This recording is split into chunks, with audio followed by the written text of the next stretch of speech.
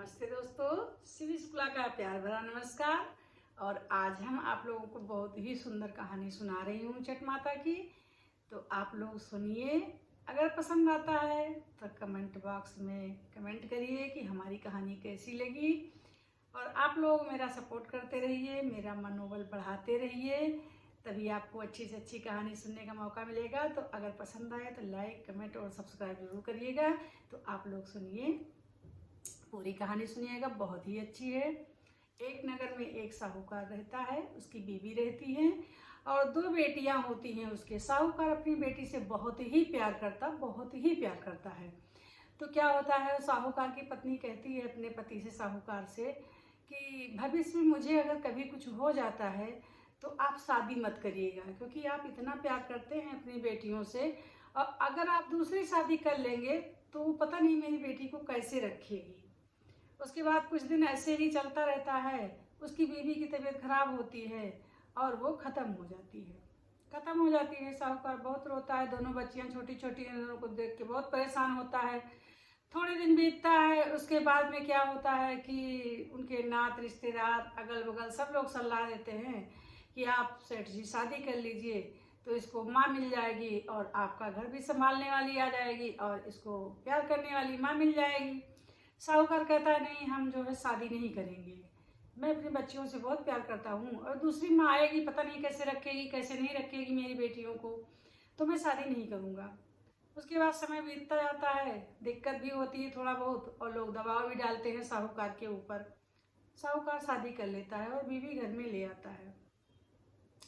बीवी आती है, थोड़े दिन तो रखती है बच्चियों को लाड प्यार से, सब अपना संभालती देखती है। उसके बाद क्या होता है, वो बच्चियों के साथ सौतेला व्यवहार करने लगती है। लड़कियों को देख के बहुत गुस्सा होती, बहुत बड़बड़ाती है।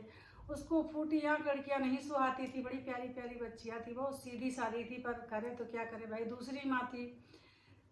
और जो है, जब वो सेठ जी चले जाते अपने काम से बाहर तो बच्चियों को खूब मारती पीटती और धमकाती कि अगर पापा से बताया तो तुम्हारी खैर नहीं होगी। वो बेचारी कुछ नहीं बोलती, रो के सुसुक के रह जाती। और चेहरा उनका उतरा होता जब साहूकार आता वहाँ से, तो पूछता बेटियों से कि तुम लोग ठीक हो, कोई दिक्कत तो नहीं है। बेटियां कहती, नहीं पापा कोई दिक्कत नहीं है। ऐसे चलता रहा। और वो जो है, साहूकारनी जो दूसरी वाली आई थी सौतेली माँ, वो बिल्कुल बच्चियों को देखना पसंद नहीं करती थी, ना ढंग से खाना देती थी ना घर में रहने देती थी। फिर एक दिन क्या होता है, दोनों बच्चियों को खूब मारती है, खूब पीटती है और उसके बाद घर से निकाल देती है। और उसके बाद में वो बच्चियाँ बेचारी जाए तो कहाँ जाए, घर के पीछे एक पेड़ होता है, वहीं पे जाके बैठी रहती हैं, अपना छुपी रहती हैं। तो अब जब साहूकार आता है तो वो पता नहीं क्या मार लेती हैं अपने मत्थे पर कि खून निकलता है खूब। और खूब जैसे देखती हैं कि साहूकार दरवाजे पे आ गया है, गेट के पास, ऐसे खूब रोना शुरू कर देती हैं। हाय मुझे मार दिया, हाय मुझे मार दिया, बड़ा दर्द हो रहा, खूब रोती हैं। साहूकार आके पूछता है कि क्या हुआ, तो कहती, देखो तुम्हारी बेटियों ने मेरा क्या हाल कर दिया, आज तो हद ही कर दिया, मेरा सर ही फोड़ दिया, देखो कितना ब्लड आ रहा है।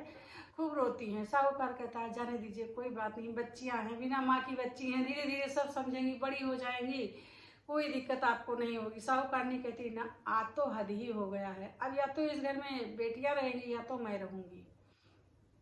साहूकार बड़ा चिंतित होता है, कहता अब क्या करूं मैं, और ये चली गई तो बिना बीवी के घर कैसे चलेगा, बच्चियां हमारी चली जाएंगी, कैसे क्या हो जाता। बहुत रोती है, कहती है कि नहीं, मैं इस घर में उन बेटियों को किसी भी प्रकार से आने नहीं दूंगी। उसके बाद में वो अपने दरवाजा के गेट के दरवाजे में लिख देती है कि अगर मरी माँ की बेटी हैं तो बाहर जाएंगी, अगर सौतेली माँ की बेटी हैं तो अंदर आएंगी, नहीं तो घर के अंदर नहीं आएंगी, फैसला तुम्हारे हाथ में। दोनों बच्चियां पढ़ी लिखी होती हैं, आती हैं, जैसे अंदर आने की कोशिश करती, देखती हैं कि दरवाजे में लिखा हुआ है कि अगर मरी हुई माँ की बेटी हैं तो बाहर जाएंगी, अगर सौतेली माँ की बेटी हैं तो अंदर आएंगी। तो मरी ही माँ की बेटी होती हैं। दोनों बहन चल देती हैं। चलते चलते चलते चलते एक घना जंगल मिलता है, वहाँ जाके वो विश्राम करती हैं। कुछ भी नहीं होता है, पत्ता बीन के बड़ी बहन, और वो जो है छोटी बहन को बिछा देती है, वहीं पे वो सो जाती है। बड़ी बड़ी होती है, जिम्मेदारी होती है बड़ी की, ज़्यादा बड़ी वो भी नहीं थी। उसके बाद में वहाँ पे वो सो जाती है, फिर जाती है वही जंगल से पत्थर बीन के लाती है, उस पर रगड़ के अपना कुछ आग वाग प्रकट करती है, फिर वहाँ से कुछ फल वल बीन के लाती है, आग जलाती है, इतना पका वका के इतना किसी तरह से खाती पीती है। उधर से देख रही थी कि शंकर और पार्वती उधर से चले आ रहे थे। पार्वती जी ने कहा, नाथ ये बच्चियाँ देखो कैसे पत्ते पे पड़ी लेट के सो रही हैं। कहती हाँ, कहती चलो हमें इनकी मदद करनी है। बोलती हैं कि चलो ये तो सब सृष्टि का नियम है। कहते नहीं स्वामी, चलिए हम देखते हैं। शंकर जी कहते हैं चलिए। जाते हैं, देखते हैं उन बच्चियों से, पूछते हैं उनका दुख सुख, फिर अपना वो वहाँ से अंतर ध्यान हो जाते हैं। उसके बाद में ऊपर से फल गिराते हैं, शंकर जी फल गिराते हैं, एक कच्चा और एक पक्का। दोनों फल, वो छोटी तो सोती रहती है, बड़ी वाली पाती है तो बड़ी खुश होती है कि चलो फल मिला है, एक मेरी बहन खा लेगी, एक मैं खा लूँगी। उसमें ये होता है कि जो कच्चा फल खाएगी उसको तो बहुत अच्छा, राजा के यहाँ शादी होगी, घर द्वार धन धान्य भरा रहेगा। और जो पक्का फल होता है उसको जो खाएगा उसका राजा से शादी होगी। बहन क्या करती है, सोचती है कि मेरी बहन छोटी है, भूखी होगी, तो वो पक्का वाला फल उठा के रख देती है और कच्चा फल खुद खा लेती है। बहन जब सो के उठती है तो वो जो बड़ी वाली होती है वो फिर निकल जाती है खाना पानी की तलाश में, वही पास में भटक रही है, ढूंढ रही है कुछ कि मेरी बहन सो के उठेगी। छोटी बहन जब उठती है तो देखती है पके हुए फल रखे हैं, वो सारा फल खा लेती है। सारा फल खा लेती है तो बाद में याद आता है, कहती है अरे मैंने तो सारे फल खा लिया, अब मेरी दीदी क्या खाएंगी। ये सोच के वो सोचती है कि लाओ मैं दीदी के लिए कहीं से कुछ व्यवस्था करती हूँ और ले आती हूँ। वो जंगल की तरफ निकल जाती है, ढूंढते ढूंढते उसको कुछ नहीं मिलता, बहुत दूर निकल जाती है। उसको 3 सड़कें मिलती हैं, तिराहा टाइप में, वो निकलती चली जाती है।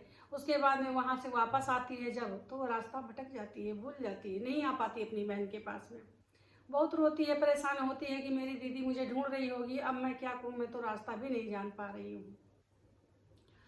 वो फिर उसी दूसरे रास्ते से चली जाती है। चलते चलते चलते एक गांव उसको दिखता है। उस गांव में सबके दरवाजे बंद होते हैं, कहीं कोई दरवाज़ा खुला नहीं दिखता है। वहाँ जाती है तो देखती है कि यहाँ तो सबका दरवाज़ा बंद है। अगर हमें कहीं रात रुकना मिल जाता है एक दिन के लिए, तो दूसरे दिन फिर हम प्रयास करेंगे, अपनी दीदी को ढूंढेंगे। और मेरी दीदी भी मुझे ढूंढ रही होगी, बड़ी परेशान, बहुत रोती है, लेकिन वहाँ सबका दरवाज़ा बंद होता है। तो वहाँ पे थोड़ी दूर में एक माता जी, बूढ़ी माता बकरी चरा रही होती है। तो वहाँ जाती है, वो कहती है माँ जी मुझे आप एक दिन के लिए अपने घर में रख लीजिए। बूढ़ी माँ रोने लगती है, कहती बेटा नहीं, मैं तुमको नहीं रख सकती हूँ। तो बोली माँ नहीं रख सकती हो तो आप रो क्यों रही हो। बोली रो इसलिए रही हूँ कि ये जो है दानों का डर यहाँ पे बहुत रहता है। यहाँ पे जो है मतलब राक्षस आते हैं, तो वो क्या करते थे कि जिसको पाते थे उसी को खा लेते थे। तो सब गांव वालों ने मिलके कहा है कि तुमको हर दिन एक आदमी दिया जाएगा खाने के लिए। तो यही वो मान गया कि हमको हर दिन एक आदमी मिलेगा खाने के लिए। तो आज मेरी बारी है, आज वो दानव मुझे खाने के लिए आएगा, अगर तुम मेरे साथ चलोगी तो तुमको पहले खा लेगा। बेटी कहती है माता जी आप डरिए मत, आप मुझे अपने घर लेके चलिए, मैं देखती हूँ कौन सा दानव आता है। माता जी उसके कहने पे अपने घर लेके जाती है। कहती है माता जी मुझे घास और दही दीजिए थोड़ा सा। बोली ठीक है बेटा, मेरे घर में दही है ज़्यादा और घास की व्यवस्था मैं करती हूँ, मेरे घर के पीछे भी घास बहुत है। बुढ़िया बेटी को लेके जाती है अपने घर में, वो खूब ढेर सारी घास लाके और खूब लंबी सी चोटी बनाती है, और जो दही होता है उसको लेती हैं। तो जब वो राक्षस के आने का टाइम होता है, दानव दैत्य का आने का टाइम होता है, तो वो पूरा दही रास्ते में गिरा देती है, घर में गिरा देती है। और जब वो दानव आता है तो देखता है कि इतना सफ़ेद सफ़ेद क्या पड़ा है ये। तो कहता है कि जो है अरे कोई हमसे भी बड़ा ताकतवर दानव शायद आया था यहाँ पे, राक्षस। तो वो धीरे से कहता है वो लड़की आवाज़ बदल के बोलती है कि इतना सारा तो खा लिया, अभी तुम्हारा पेट नहीं भरा। तो वो कहता इतने में मेरा पेट नहीं भरेगा। तो वो दानव सुनता है, कहता कोई बहुत बड़ा दानव आया है और वो इतना सारा खा लिया, उसके मुंह से इतना फेना गिरा है, कितना बड़ा है। उसके बाद में वो कहता है कि नहीं मैं और खाऊंगा, इतने में मुझे कुछ नहीं होगा। तो वो लंबी से घास वाली चोटी फेंक देती है। वो चोटी देख के तो वो और डर जाता है दानव। वो कहता है कि जो दानव आया ये तो हमसे बहुत बड़ा है, इसकी इतनी बड़ी तो चोटी है, इतना इसके मुंह से झाग निकल रहा है, तो ये जरूर जो है बहुत बड़ा दानव है, अब हमको यहाँ से भागना ही पड़ेगा। दानव भाग जाता है और वो आवाज़ बदल के बोलती है कि अगर तुम हमको और नहीं दी खाने के लिए तो मैं तुमको भी खा जाऊंगा, सब चीज़ खा जाऊंगा, मेरा भी पेट नहीं भरा, मैं सबसे बड़ा दानव हूँ। तो वो जो छोटा दानव रहता है वो जो है भाग जाता है डर के मारे और कहता है कि आज से इस गांव में मैं कभी नहीं आऊँगा। उसके बाद में वो चला जाता है दानव, बुढ़िया की जान बच जाती है, उससे होशियारी से बुढ़िया की जान बच जाती है, दानव भी चला जाता, पूरे गांव का भला हो जाता, अब कोई दानव वानव वहाँ पे नहीं आता है। उसके बाद दूसरे दिन क्या होता है, दूसरे गांव में राजा के लड़के की शादी होती है। राजा के लड़के की शादी होती है और बड़े धूमधाम से होता है। तो जो वहाँ का एक साहूकार होता है वो अपनी लड़की की शादी राजा के लड़के से करता है। वो एक आँख की कानी होती है। जब शादी का समय आता है तो उसको बहुत घबराहट होती है, साहूकार को बहुत घबराहट होती है कि कहीं ऐसा ना हो कि ये मेरी लड़की को देख ले और कैंसिल हो जाए शादी। डर रहा था, काँप रहा था। फिर वो आता है तो रास्ते में देखता है, इस लड़की को देखता है बुढ़िया के घर में, बस वे लड़की को पकड़ ले जाता है। लड़की को पकड़ ले जाता है साहूकार और इसको ज़बरदस्ती तैयार करके राजकुमार के बगल में बैठा देता है।